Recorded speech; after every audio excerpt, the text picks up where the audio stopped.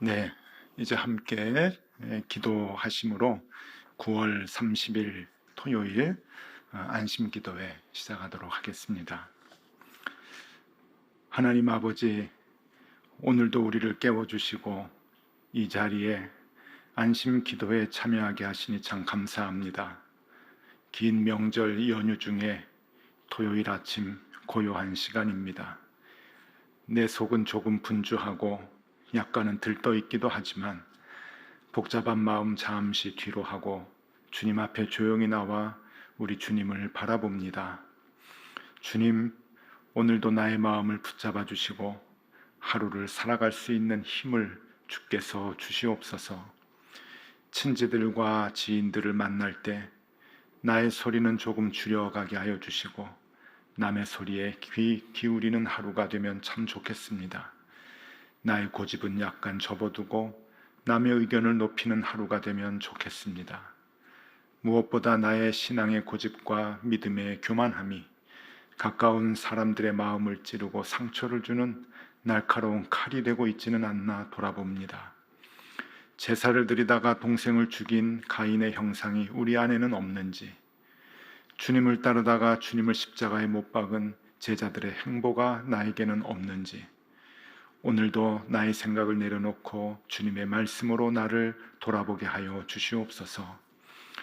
추석 명절을 보냅니다. 가족과 친지들을 만날 때면 기쁘기도 하지만 마음 한구석에는 걱정도 있습니다. 더 사랑하게 하시고 더 용서하게 하시고 더 그들을 품게 하여 주시옵소서. 그래서 우리로 하여금 온 가족이 평강을 맛보는 참 좋은 추석 명절이 되게 하여 주시옵소서. 주님의 말씀대로 내가 먼저 사랑하고 용납하고 희생하여 사철의 봄바람이 부는 가정을 우리가 먼저 이루게 하여 주시옵소서. 하나님, 오늘도 주님께서 우리에게 주시는 말씀을 켭니다. 우리에게 주실 주님의 음성을 기대하며 이 말씀대로 또 힘을 얻고 살아가는 방법을 얻는 귀한 아침 되게 하여 주시옵소서. 예수 그리스도 이름으로 기도드리옵나이다. 아멘. 네, 하나님의 말씀 함께 보겠습니다. 하나님의 말씀은 열왕기상 11장 1절에서 13절까지 말씀입니다. 제가 봉독해 드리도록 하겠습니다. 솔로몬 왕이 바로의 딸 외에 이방의 많은 여인을 사랑하였으니 곧 모압과 암몬과 에돔과 시돈과 헷 여인이라. 여호와께서 일찍이 이 여러 백성에 대하여 이스라엘 자손에게 말씀하시기를 너희는 그들과 서로 통혼하지 말며 그들도 너희와 서로 통혼하지 말라. 그들이 반드시 너희의 마음을 돌려 그들의 신들을 따르게 하리라 하셨으나 솔로몬이 그들을 사랑하였더라. 왕은 후궁이 700명이요 첩이 300명이라. 그의 여인들이 왕의 마음을 돌아서게 하였더라. 솔로몬의 나이가 많을 때에 그의 여인들이 그의 마음을 돌려 다른 신들을 따르게 하였으므로 왕의 마음이 그의 아버지 다윗의 마음과 같지 아니하여 그의 하나님 여호와 앞에 온전하지 못하였으니 이는 시돈 사람의 여신 아스타롯을 따르고 암몬 사람의 가증한 밀곰을 따름이라. 솔로몬이 여호와의 눈앞에서 악을 행하여 그의 아버지 다윗이 여호와를 온전히 따름같이 따르지 아니하고 모압에 가증한 그모스를 위하여 예루살렘 앞 산에 산당을 지었고 또 암몬 자손에 가증한 몰록을 위하여 그와 같이 하였으며 그가 또 그의 이방 여인들을 위하여 다 그와 같이 한지라. 그들이 자기의 신들에게 분향하며 제사하였더라. 솔로몬이 마음을 돌려 이스라엘의 하나님 여호와를 떠나므로 여호와께서 그에게 진노하시니라. 여호와께서 일찍이 2번이나 그에게 나타나시고 이 일에 대하여 명령하사 다른 신을 따르지 말라 하셨으나 그가 여호와의 명령을 지키지 않았으므로 여호와께서 솔로몬에게 말씀하시되 내게 이러한 일이 있었고 또 내가 내 언약과 내가 내게 명령한 법도를 지키지 아니하였으니 내가 반드시 이 나라를 내게서 빼앗아 내 신하에게 주리라. 그러나 내 아버지 다윗을 위하여 내 세대에는 이 일을 행하지 아니하고 내 아들의 손에서 빼앗으려니와 오직 내가 이 나라를 다 빼앗지 아니하고 내 종 다윗과 내가 택한 예루살렘을 위하여 한 지파를 내 아들에게 주리라 하셨더라. 아멘. 네, 여러분 추석 명절 잘 보내고 계시는지요? 어제가 이제 그 추석 날이었고요. 또 이제 다음 주 화요일까지 이제 계속 연휴가 이어지는데 계속해서 이제 건강하게 연휴를 잘 보내실 수 있기를 바랍니다. 오늘은 토요일 안심 기도회고요. 이제 온라인으로 이제 드리는데 이제 내일은 예배가 현장에서 있습니다. 주일 예배 같이 나와서 또 하나님께 함께 예배하면 참 좋겠습니다. 자, 오늘은 열왕기상 11장, 그러니까 이제 솔로몬이 소위 망가지기 시작하는 이야기를 우리가 이제 보게 되는데, 흔히들 이제 솔로몬이 이제 하나님을 버리고 죄를 짓는 그 시작점이 여자를 너무 사랑했기 때문이다라고 하는 이야기들을 이제 많이 합니다. 그도 그럴 것이 제일 처음으로 이제 솔로몬이 하나님의 말씀을 거역하고 하나님의 말씀 밖으로 이제 나가는 모습이 이제 3절 모습이 나오는데요. 3절에 보니까 왕은 후궁이 700명이요 첩이 300명이라 그의 여인들이 왕의 마음을 돌아서게 하였더라. 예. 우리 잘 아는 내용이죠. 솔로몬은 왕이 그 부인이 1000명이었다라고 하는 거예요. 이 1000명이라고 하는 그 여인, 그 여자를 얼마나 좋아했으면 이 1000명을 데리고 이제 살았겠는가. 그러니 저들이 이제 그 솔로몬 왕의 마음을 이제 유혹하고 그래서 우상을 섬기게 하지 않았나 이렇게 이제 얘기를 하면서 여인을 좋아했기 때문에 나라가 망했다라고 얘기를 하는데 사실 이거는 그렇게 봐서는 안 될 겁니다. 왜 그런가 하면은 그냥 단순히 여인을 좋아하면 여러분 부인을 어떻게 1000명을 둘 수 있겠습니까? 이것은 여인을 좋아하고 여자를 너무 사랑해서 그랬다기보다는 정략적인 결혼이라고 봐야죠. 그러니까 정치적으로 그 주변에 있는 나라나 부족들의 그 왕들 그리고 또 촌장들 이런 사람들의 딸들을 데리고 와서 그들과 화친을 맺는 의미의 정략 결혼을 했다라고 보는 것이 더 옳을 것입니다. 그래서 그들로 하여금 이제 가족 관계를 맺어서, 그러니까 사돈 관계죠. 사돈 관계를 맺어서 꼼짝없이 그렇게 뭐 전쟁이나 싸움 이런 건 하지 못하도록 그렇게 이제 만들어 놓는 정치적 이렇게 하나의 그 모습이라고 볼 수가 있습니다. 그렇게 이제 정략 결혼을 했다고 이제 보는데 문제는 뭐냐면요, 정략 결혼을 한 것이 더 큰 문제라고 하는 거죠. 여인을 사랑한 것보다 나라를 지키기 위해서 안전하게 하기 위해서 정략 결혼의 방법을 선택한 것은 더더욱 큰 문제다라고 하는 거예요. 왜냐하면 이스라엘이라고 하는 나라는 하나님이 지켜주시겠다고 약속을 하지 않았습니까? 그래서 하나님이 지켜주시겠다고 단단히 약속을 하고서는 왕을 뽑고 세웠던, 그것을 허락해 주셨던 하나님이신데 이제 나라가 조금 잘 살게 됐다고 해서 이젠 하나님이 필요 없고 자기네들 힘으로, 꾀로, 계획으로, 정치력으로 나라를 지키려고 하는 모습이 드디어 보여지게 됐다라고 하는 것이죠. 자, 이스라엘의 나라는 누가 지키십니까? 그것은 하나님이 지키십니다.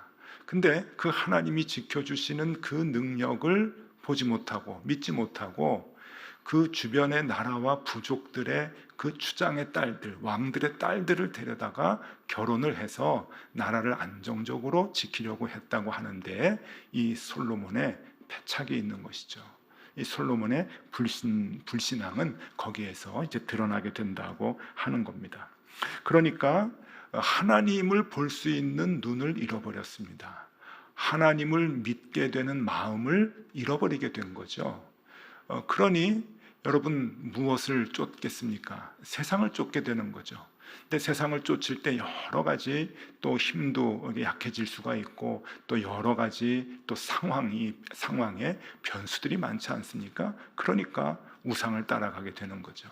그때 아내들이 가지고 왔던 자기네 나라에 자기네 부족들이 섬겼던 그 귀신들, 우상들을 이제 쫓아가게 되고 그들을 의지하게 되는 겁니다. 이것이 이제 사탄의 계략인 거죠. 그러니까 제일 먼저 가장 큰 빌미를 제공했던 것은 자기의 힘으로 나라를 지키려고 했다고 하는 겁니다. 하나님이 지켜주시겠다고 했던 그 약속을 잊어버리고 자기의 생각대로, 자기의 꾀로, 자기의 힘으로 나라를 지키려고 하니까 결국 하나하나 무너지게 되고 우상을 섬길 수밖에 없는 지경에까지 가게 되었다라고 하는 건데요. 그림을 하나 좀 보여드리면요. 그림 하나 같이 보시면 이 그림이 솔로몬 왕의 우상 숭배라고 하는 그림인데, 이 그림은 그 체코 나라의 그 이제 성경책에 있는 사파 그림입니다.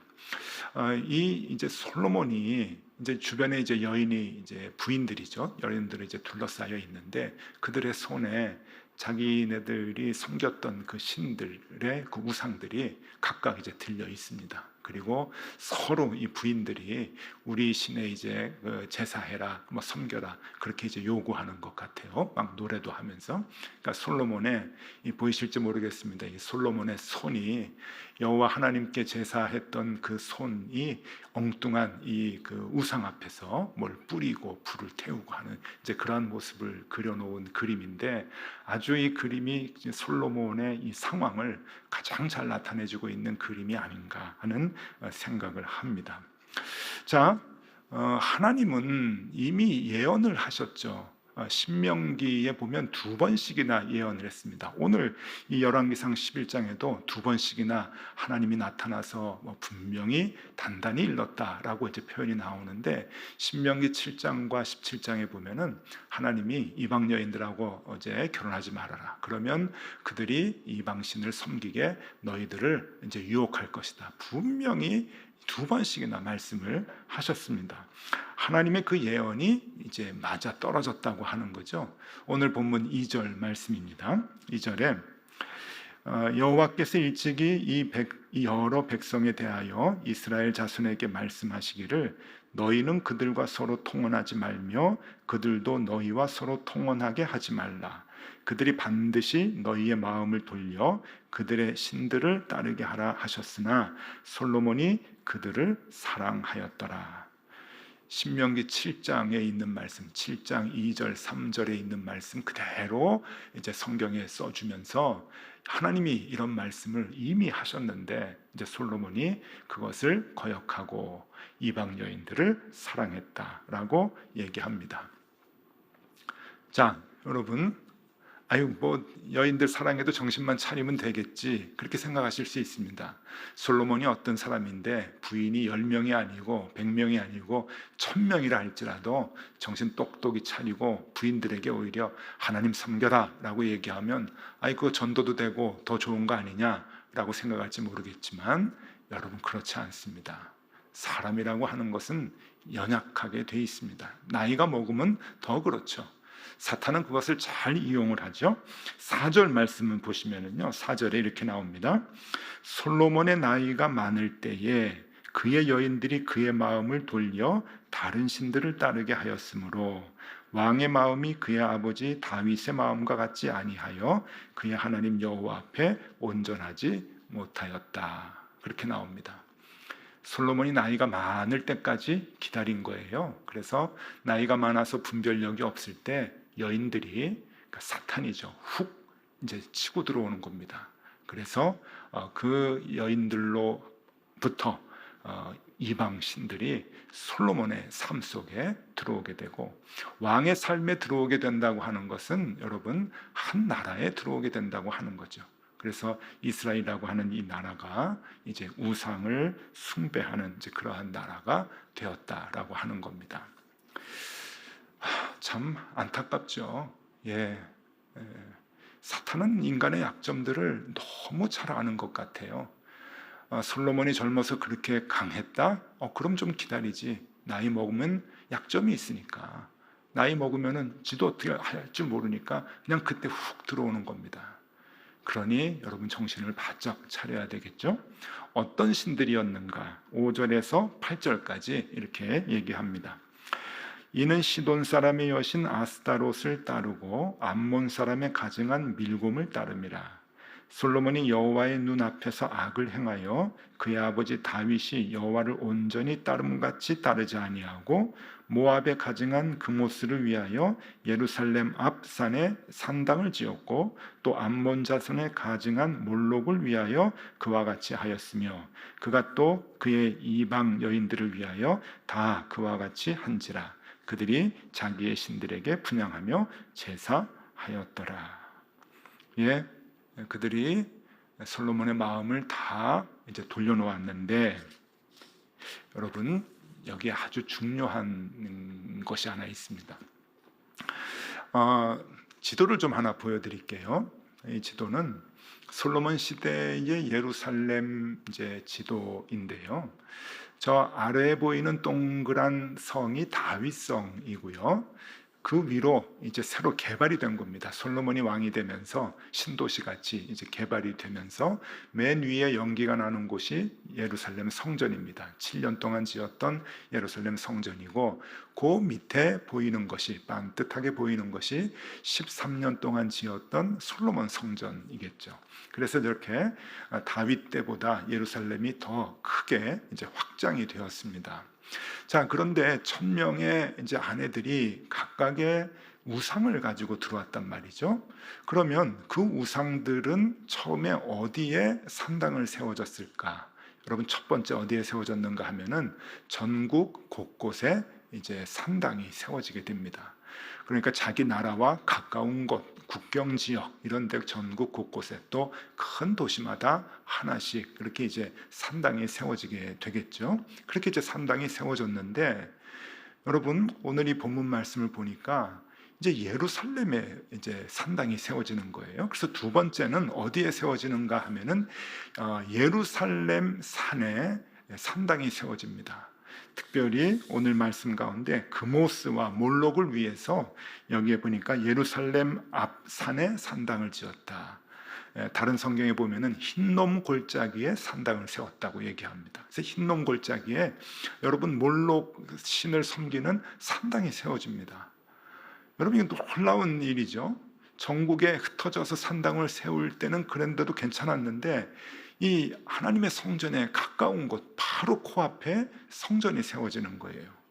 그런데 여러분 더 놀라운 것은 나중에 솔로몬이 죽고 난 다음에 후대 때는 어디에 산당이 세워지는가 하면은 하나님의 성전, 솔로몬 성전 안에 우상이 세워집니다.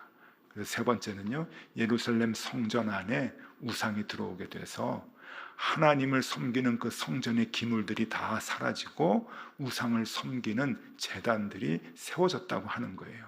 어디에? 예루살렘 성전 안에요. 그래서 종교개혁을 할 때 요시야 왕 또 므낫세 왕 이런 그 왕들이 이제 종교개혁을 할 때 성경에 보면은요, 다 예루살렘 성전 안에 있는 우상 숭배하는 기물들을 다 예루살렘 성 밖에 갖다 버렸다라고 하는 내용들이 성경에 계속 나옵니다. 여러분 이게 얼마나 무섭습니까? 그러니까 우상을 숭배하게 되면은요, 그냥 멀리 있던 그 우상들이 점점 가까이 오는 거예요. 그리고 나중에는 성전 안에까지 들어와 버리는 거죠. 왕인데 부인 좀 많이 두는 거 어때? 예, 그럴 수 있잖아요. 왕이 생각할 때는 작은 일이라고 볼 수가 있습니다. 그런데 그 작은 일이 어떤 결과를 납니까?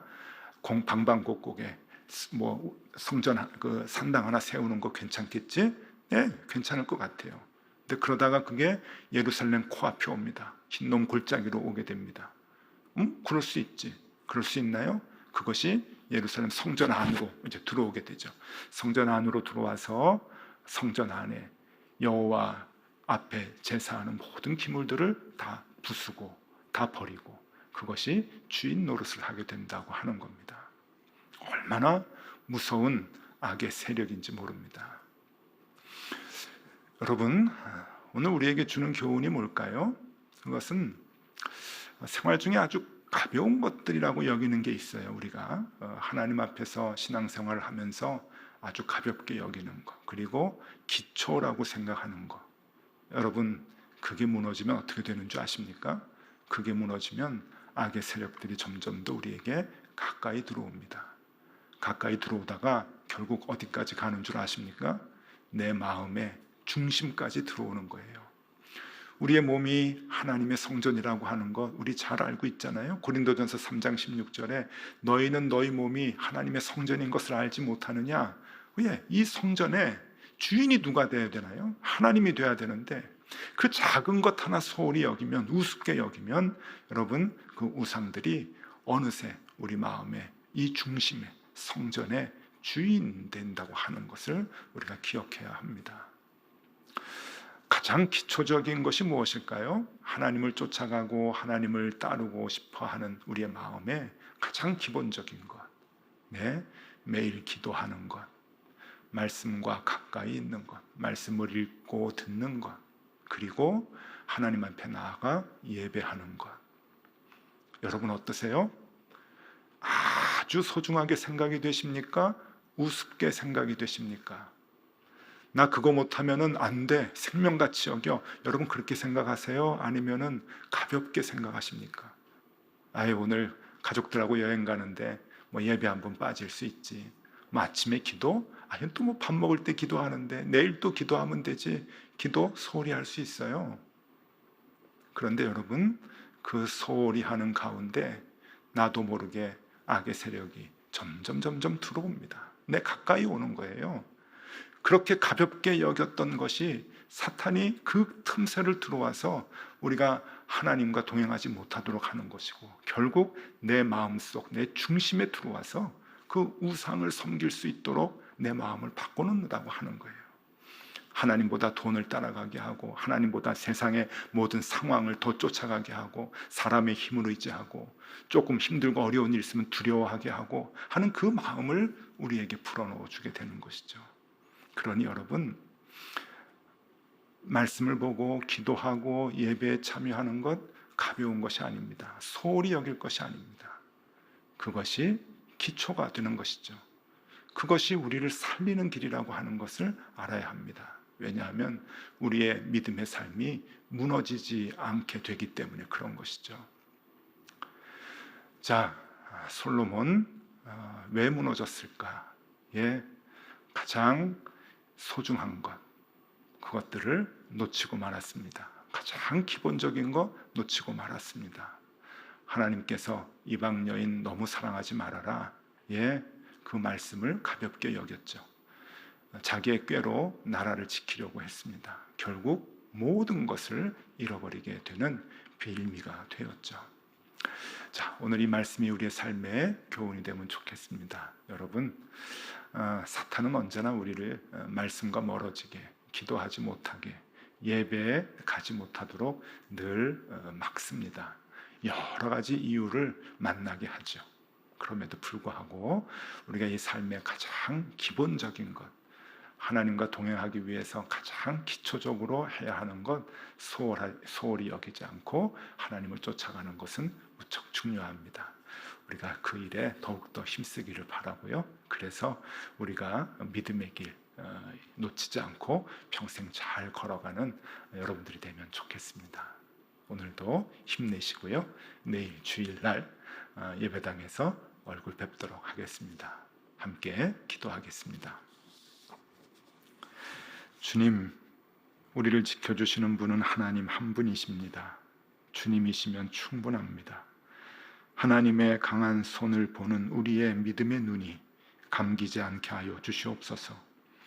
골리앗을 상대해야 하는 세상 속에서 돈과 힘을 찾지 않게 하여 주시옵소서. 기도와 말씀, 예배와 같은 믿음을 지켜나가는 작은 습관 하나 가볍게 여기면 우리의 신앙이 전부 무너집니다.